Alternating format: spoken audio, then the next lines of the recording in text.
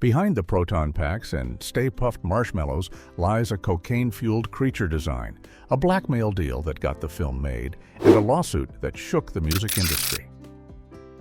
From unexpected auditions involving dog impersonations to real traffic chaos that had police drawing weapons, the making of this supernatural comedy was stranger than any ghost they captured. Here are 15 weird facts you didn't know about Ghostbusters.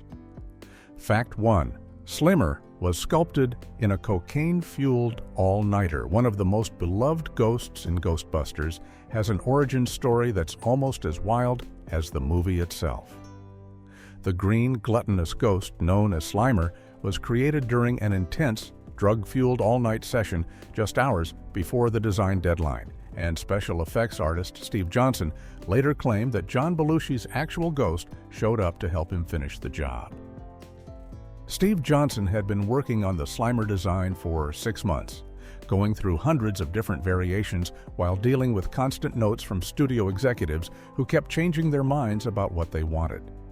They started by asking for a simple smile with arms, then kept adding more demands, asking for ears, then no ears, more emotion, less emotion, a bigger nose, a smaller nose, and back and forth between cartoony and realistic styles.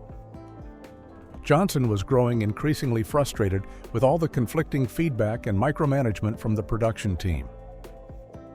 Then, the day before his final deadline in July of 1983, Johnson received a note that completely changed everything. Harold Ramis and Dan Aykroyd informed him that they wanted Slimer to look like their late friend John Belushi, who had passed away the previous year. This was meant to be a tribute to Belushi, specifically referencing his character, Bluto, from Animal House. The problem was that Johnson had less than 24 hours to incorporate this major change into his design. Faced with an impossible deadline, Johnson pulled out a stack of headshots of Belushi and made a fateful decision. He cut up 3 grams of cocaine on top of the photos and spent the entire night redesigning the creature. According to Johnson, he was 3 grams deep into the night when exhaustion, stress, and the drugs caused him to hallucinate. He claims that during this episode, he actually saw John Belushi's ghost, who appeared to encourage him and even model for the likeness. Whether real or imagined, Johnson credits this surreal experience with helping him create the final Slimer design that was approved the next morning. The puppet crew later studied Belushi's movies frame by frame to incorporate his facial expressions and mannerisms into Slimer's performance. Fact 2. Bill Murray blackmailed Columbia into making the film. Bill Murray didn't originally want to star in Ghostbusters at all, and the only reason the film got made with him in the lead role was because he essentially held Columbia Pictures hostage with a deal that forced them to finance his personal passion project first. Without this unusual arrangement, one of the most successful comedies of all time might never have happened. In the early 1980s, Murray had become fascinated with a novel called The Razor's Edge by W. Somerset Maugham. The book told the story of a man searching for spiritual meaning after experiencing the trauma of World War I, and Murray was determined to adapt it into a dramatic film where he could showcase his serious acting abilities. The problem was that no studio wanted to finance this philosophical drama, especially with a comedian known for wacky roles in the starring position. Meanwhile, Ivan Reitman and Dan Aykroyd were developing Ghostbusters and desperately wanted Murray for the role of Peter Venkman. Murray showed little interest in the project because he was focused entirely on getting The Razor's Edge made. Recognizing the standoff, Dan Aykroyd came up with a clever solution and suggested that Murray approach Columbia with a quid pro quo arrangement. Murray could agree to star in Ghostbusters, but only if Columbia would finance The Razor's Edge with a $12 million budget in return. Columbia Pictures agreed to the deal because they believed Ghostbusters would be a hit, even though they had concerns about Murray's dramatic film. Murray and director John Byram spent the next year and a half shooting The Razor's Edge on location in France, Switzerland, and India. On the final day of filming his passion project, Murray immediately flew from the set to New York City to begin production on Ghostbusters. The dramatic change from shooting spiritual scenes with Tibetan monks to removing ghosts from drugstores and painting slime on his body left Murray exhausted and somewhat shell-shocked. But he honored his commitment to Columbia and delivered the iconic comedic performance that would define his career. Fact 3. Sigourney Weaver's dog audition changed the ending.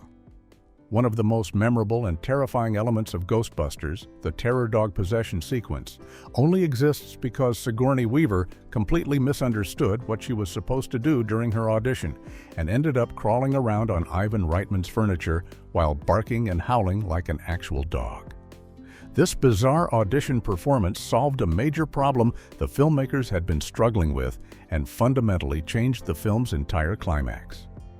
When Weaver came in to audition for the role of Dana Barrett, she was coming off serious dramatic roles in films like Alien and The Year of Living Dangerously, and there were concerns about whether she could handle comedy. Weaver explained that she liked to do things her own way in auditions before taking direction, so when she read through the script, she interpreted a scene about possession quite literally. She thought the script meant that her character actually transformed into a dog, so that's exactly what she decided to perform for Reitman. During the audition, while Reitman was filming her, Weaver got down on all fours, climbed onto his low coffee table, and started acting like a dog. She began gnawing on the couch cushions, shaking them around in her mouth, and howling. Reitman was fascinated by this unexpected and completely committed performance. The moment Weaver left his office, he called Harold Ramis and told him about what had just happened, explaining that Weaver had suggested Dana should be possessed and turn into a dog. At that exact moment, Ramis and Reitman had been struggling with how to handle the final act of the movie on the rooftop, specifically the whole Keymaster and Gatekeeper storyline. They hadn't figured out how to make it work dramatically or how to give the characters personal stakes in the battle against Gozer. Weaver's misinterpretation provided the perfect solution, and they immediately started writing the terror dog possession scenes into the script while she was barely out of the building. Fact 4. The theme song sparked a decades-long legal battle. The iconic Ghostbusters theme song became the center of one of the music industry's most contentious legal battles, with lawsuits flying back and forth for nearly 2 decades after the film's release. What started as a copyright dispute in 1984 turned into a breach of contract case 17 years later, proving that the ghosts weren't the only thing that refused to stay buried. Shortly after the Ghostbusters theme song became a massive hit, Huey Lewis and the News sued Ray Parker Jr. and Columbia Pictures for copyright infringement. Lewis claimed that Parker had stolen the melody and bass line from his 1983 song I Want a New Drug, which had reached number 6 on the Billboard charts earlier that year. The similarity between the two songs was striking enough that Lewis felt he had a strong case, especially since the Ghostbusters producers had originally approached him to write the theme song before he declined due to his commitment to the Back to the Future soundtrack.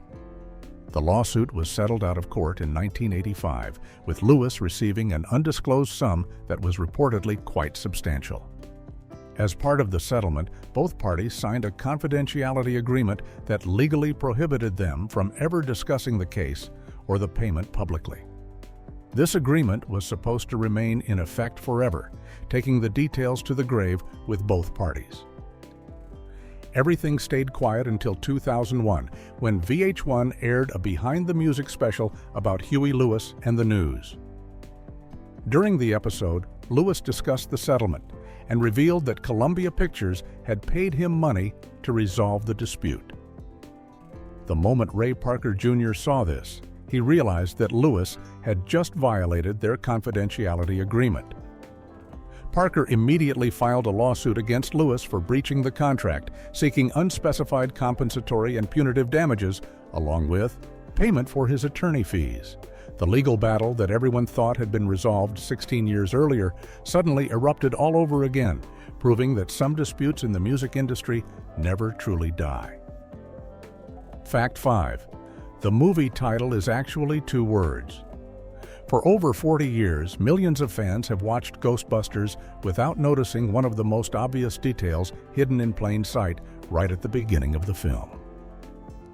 While every piece of marketing material, every poster, every home video release, and even the packaging for DVDs and Blu-rays spell the title as one word, Ghostbusters, the actual title card that appears on screen in the movie itself reads Ghostbusters as two separate words. This strange inconsistency has somehow escaped the attention of most viewers for 4 decades. The reason for this oddity goes back to the complicated legal situation surrounding the film's title during production. Columbia Pictures was struggling to secure the rights to use the name Ghostbusters because a 1975 children's television series produced by Filmation had already used that exact title. The studio spent months negotiating with Universal Pictures, which owned the rights to the original show, trying to work out a deal that would allow them to use the name for their movie. While these negotiations were ongoing and the outcome remained uncertain, the filmmakers had to prepare backup options in case they couldn't get the rights. They considered several alternative titles, including Ghost Smashers, Ghost Stoppers, and Ghost Breakers. And they even filmed certain scenes multiple times with banners displaying these different names just in case the deal fell through at the last minute. Eventually, Columbia did manage to strike an agreement with Filmation and secured the rights to use the Ghostbusters name, but apparently someone in the title design department decided to split it into 2 words for the opening credits. The result is that the on-screen title technically reads Ghostbusters, while everything else associated with the film uses the single-word spelling. Despite this glaring difference being visible to anyone who watches the opening of the movie, the vast majority of fans have never noticed this peculiar detail, making it one of the longest-running hidden oddities in a beloved classic film. Fact 6. A real 1-800 number got 1,000 calls per hour. In one of the most successful marketing campaigns in film history, director Ivan Reitman created a real working phone number that audiences could actually call. And the response was so overwhelming that the hotline was flooded with 1,000 calls every single hour around the clock for 6 straight weeks. This promotional stunt turned the Ghostbusters phenomenon into an interactive experience that kept audiences engaged long after they left the theater. After Ghostbusters opened in theaters and started doing well at the box office, Reitman wanted to keep the momentum going and came up with a brilliant idea. In the movie, the Ghostbusters filmed their own cheesy television commercial to advertise their business, complete with a fake phone number. Reitman decided to take that exact commercial from the film and run it on late-night television across the country, but with one major change. He replaced the fictional 555 number with an actual toll-free number that people could dial, 1-800-654-1984. The concept was simple but effective. Reitman purchased what he called a junk buy of cheap late-night advertising slots and ran the commercial just as it appeared in the film. When curious fans called the number, they heard a pre-recorded answering machine message featuring the voices of Bill Murray and Dan Aykroyd, speaking in character, but also somewhat out of character at the same time.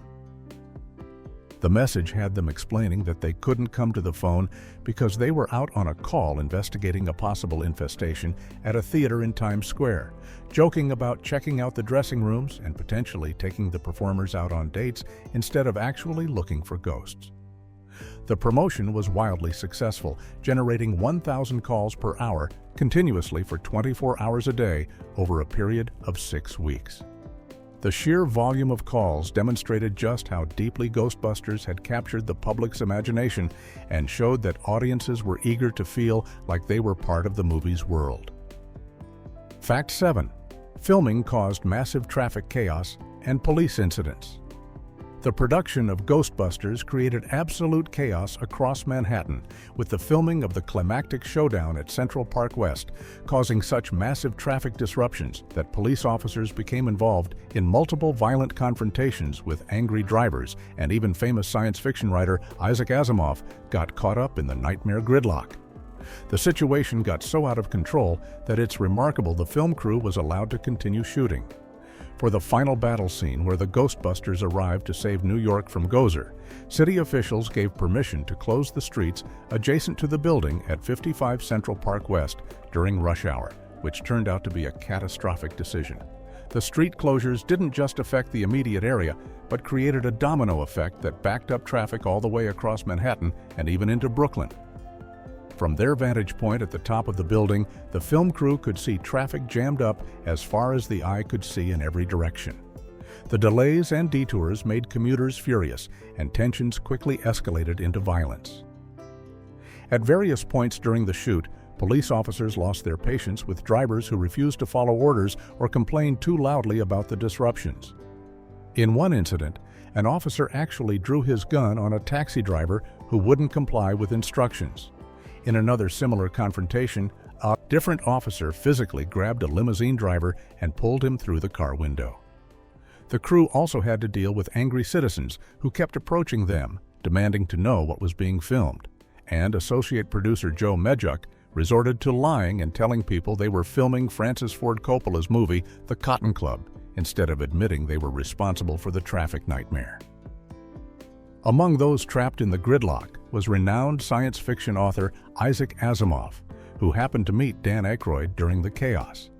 While Aykroyd was excited to meet one of his heroes, Asimov was absolutely furious about being stuck in the traffic jam caused by the filming. Fact 8. Stay-Puft's costume had continuity nightmares.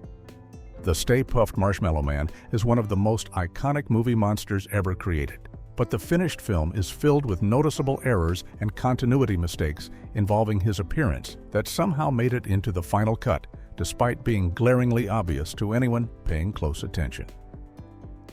These mistakes reveal just how rushed and chaotic the special effects production really was during the making of Ghostbusters. The most noticeable error involves Stay-Puft's red bow tie, which randomly appears and disappears throughout different shots in the climactic sequence.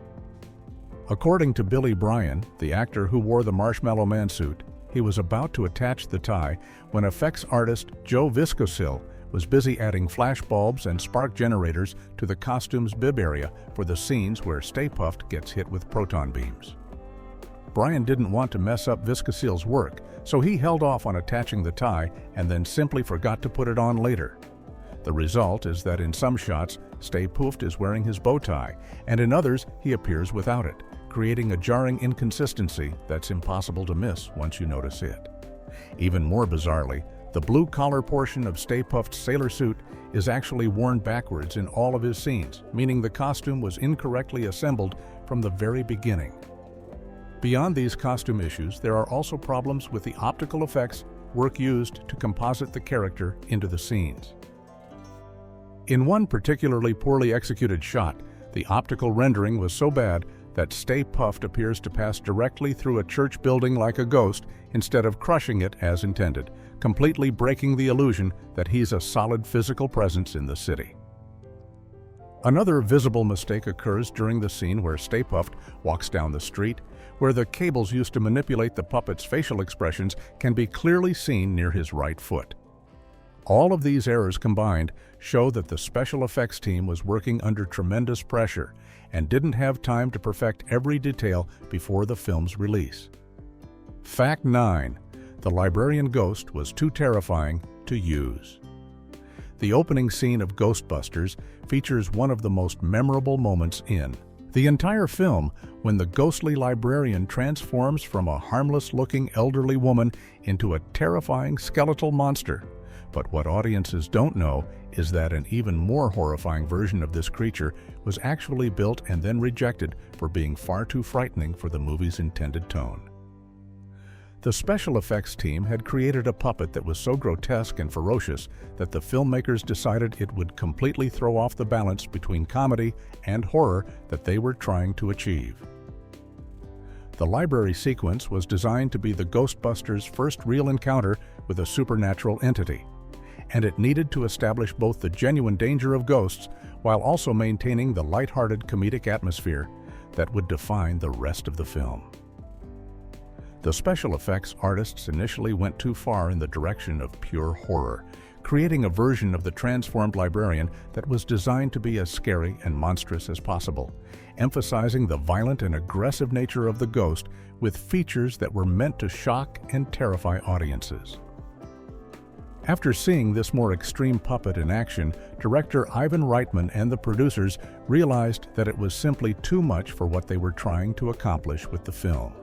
They were concerned that starting the movie with something that horrific would set the wrong expectations for audiences who were expecting a comedy with supernatural elements, not a full-blown horror film.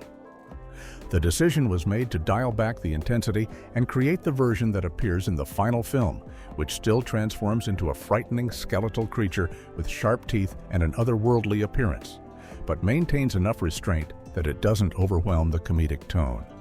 The rejected puppet serves as a reminder of how carefully the filmmakers had to walk the line between scares and laughs throughout the entire production. Fact 10. Eddie Murphy turned down the lead role. Bill Murray's portrayal of Peter Venkman is so iconic that it's nearly impossible to imagine anyone else in the role. But the character was actually written with Eddie Murphy in mind, and Murphy rejected the project in the most blunt way possible, calling the entire concept worthless when Dan Aykroyd first pitched it to him. This dismissal completely changed the trajectory of Ghostbusters and led to one of the most memorable casting decisions in comedy film history. Dan Aykroyd's original vision for Ghostbusters was meant to be a vehicle for himself alongside two other Saturday Night Live alumni, John Belushi and Eddie Murphy. Aykroyd wrote the role that would eventually become Peter Venkman specifically for Murphy, who was a rising star at the time. When Aykroyd approached Murphy on the set of Trading Places to pitch him the idea of a ghost-catching comedy set in New York City, Murphy's response was brutally honest and completely dismissive. He told Aykroyd that the whole thing sounded like a crock to him, meaning he thought it was nonsense and had no interest in being part of the project whatsoever. Murphy's rejection forced the filmmakers to completely rethink their casting approach, and combined with the tragic death of John Belushi in 1982, the entire project had to be restructured. This is when Bill Murray entered the picture, bringing his own unique comedic sensibilities to the role of Peter Venkman. Murray's dry, sarcastic delivery and ability to play both charming and irritating at the same time created a character that became the heart of the film and helped define the entire franchise.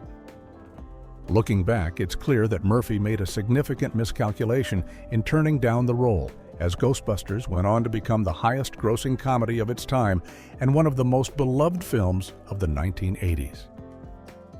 Meanwhile, Murphy has never publicly expressed regret about his decision, though it remains one of Hollywood's most famous casting what-ifs.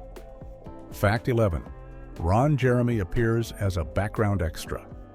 One of the most unexpected celebrity cameos in Ghostbusters involves someone who would later become known as one of the most recognizable figures in adult entertainment, but at the time of filming was simply working as a background actor trying to make ends meet in New York City.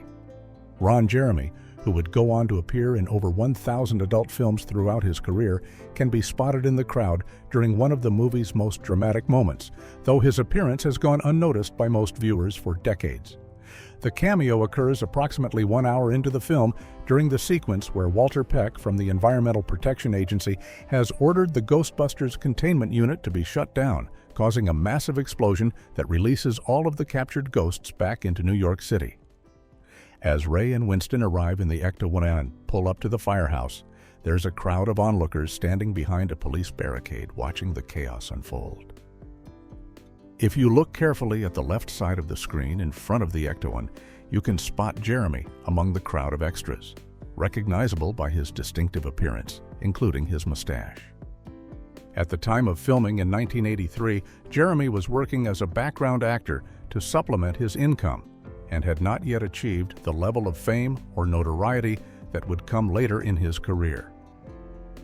His role in Ghostbusters was completely uncredited, and he's simply listed in the background actor paperwork as playing a man behind the barricade.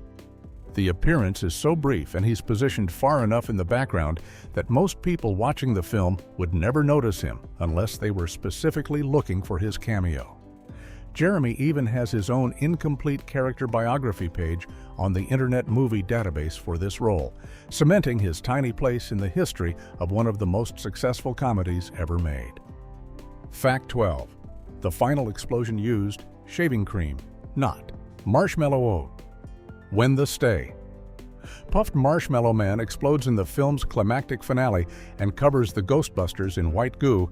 Audiences naturally assumed that some kind of marshmallow substance or safe fake material was being used, but the production actually dumped enormous quantities of menthol shaving cream directly onto the actors, leading to at least one serious allergic reaction and revealing wildly different attitudes among the cast about how much mess they were willing to endure.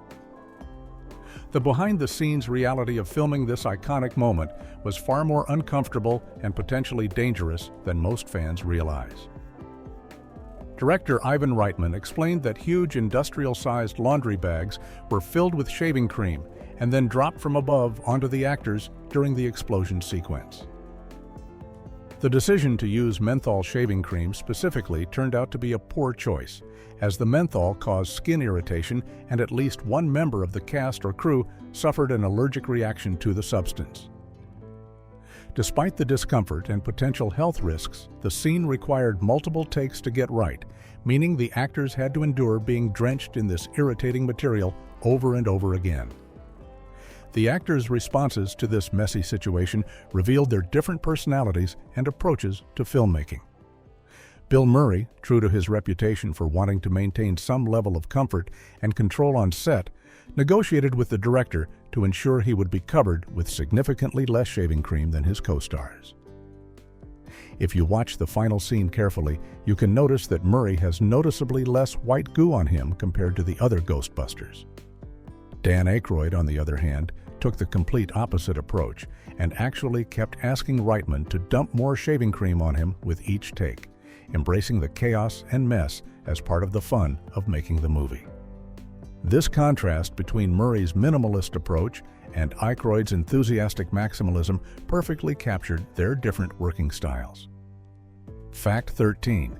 John Candy wanted a German accent and dogs. The role of Louis Tully, the nerdy accountant who becomes possessed by a demon dog, could have been played by beloved comedy legend John Candy instead of Rick Moranis, but Candy walked away from the project because the filmmakers rejected his bizarre creative vision for the character that involved speaking in a thick German accent and being constantly accompanied by two German shepherd dogs. The clash between Candy's unusual interpretation and the director's vision shows how different the film could have been with alternative casting choices.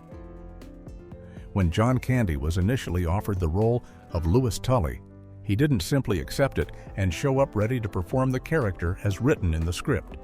Instead, Candy came to the production with very specific ideas about how he wanted to portray Louis, and he was quite insistent that these creative choices were essential to his performance. He told the filmmakers that he envisioned Louis as a German man who would speak with a heavy German accent throughout the entire film, fundamentally changing the character's identity and background from what was written on the page. Beyond the accent, Candy also wanted Louis to own two German shepherds that would appear alongside him in his scenes, presumably as pets that would be part of his quirky personality. The problem was that the filmmakers felt this addition simply didn't make sense for the story they were trying to tell. They pointed out to Candy that the film already featured the terror dogs, which were giant demonic beasts that played a central role in the plot, and adding two more regular dogs to the mix would be confusing for audiences and create unnecessary complications. The German accent also didn't fit with the character of Louis as they had conceived him, and they felt it would distract from the comedy rather than enhance it. When the creative team continued to reject his ideas, Candy ultimately decided to turn down the role rather than play the character in a way that didn't align with his vision, leading to Rick Moranis being cast instead. Fact 14. The film desperately needed a better name. Columbia Pictures spent months in a state of panic trying to secure the legal rights to use the title Ghostbusters for their movie, and the situation was so uncertain that the production had to film multiple versions of key scenes with completely different backup titles displayed prominently in case the naming rights fell through at the last minute. This legal nightmare nearly resulted in one of the most iconic films in cinema history being released under a far less memorable name. The problem stemmed from a 1975 live-action children's television series produced by Filmation called The Ghostbusters that had aired on CBS. Even though the show had been off the air for nearly a decade, Filmation still owned the trademark to that name, and Universal Pictures controlled the rights to the property. Columbia had to negotiate with Universal to get permission to use a similar title for their film, but the discussions dragged on for months with no guarantee of success. While these negotiations were happening, the filmmakers were already in production and needed to prepare for the possibility that they would be legally blocked from using their preferred title. The backup options they considered included Ghost Smashers, Ghost Stoppers, Ghostbusters, and Ghost Breakers, though ironically Ghost Breakers was already the title of a 1940 Bob Hope comedy film. To cover all their bases, the production crew actually filmed certain scenes multiple times with different versions, including exterior shots of the firehouse that featured banners displaying these various alternate names hanging on the building. This redundant filming was expensive and time-consuming, and associate producer Joe Medjuck eventually had to put a stop to the practice by calling Columbia Pictures from a payphone during the filming at Central Park West to tell them they needed to make a final decision. Fortunately, Columbia eventually managed to strike a deal with Filmation and secured the rights to use Ghostbusters, saving the film from being released under one of the far less catchy alternative titles. Fact 15. Residents complained about fake street destruction. The special effects team responsible for creating the apocalyptic street destruction scenes in Ghostbusters pulled off one of the most elaborate practical effects in the film, but they inadvertently caused panic among local residents who woke up one morning to discover that their quiet neighborhood street appeared to have been torn apart by an earthquake overnight.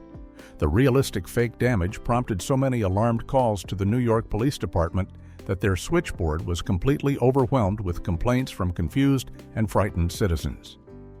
The scene in question shows the street in front of the apartment building at 55 Central Park West, cracking open and erupting as supernatural forces tear through the pavement, creating massive fissures and broken chunks of asphalt scattered everywhere. To achieve this effect practically, the art department needed to dress the actual street location with fake pieces of broken pavement and other debris to make it look like the road had been destroyed.